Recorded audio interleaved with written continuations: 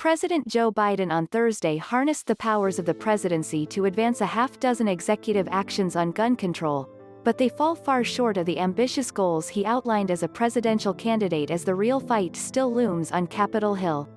The executive actions are aimed at taking certain guns out of the hands of criminals and pouring resources into community violence prevention, and a senior administration official cautioned that Thursday's announcement is just an initial set of actions that the new president is taking.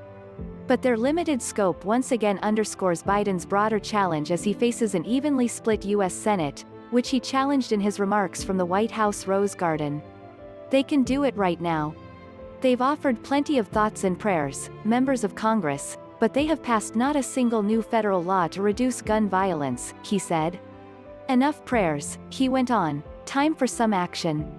The president finds himself staring at a harsh reality. Lasting gun control reforms can only be achieved if Democratic members of Congress find consensus, not only through negotiations with their GOP colleagues but also within their own caucus, which has long been divided on this most fractious issue. It is a policy area that has been at the top of the president's agenda for decades.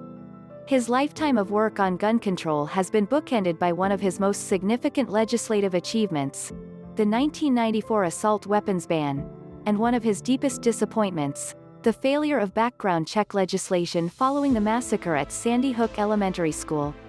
The initial list of executive actions that Biden announced doesn't come close to the magnitude of either of those proposals or the sweeping changes many activists had hoped to see after the recent mass shootings that killed 8 people at spas in Atlanta and 10 people at a supermarket in Boulder.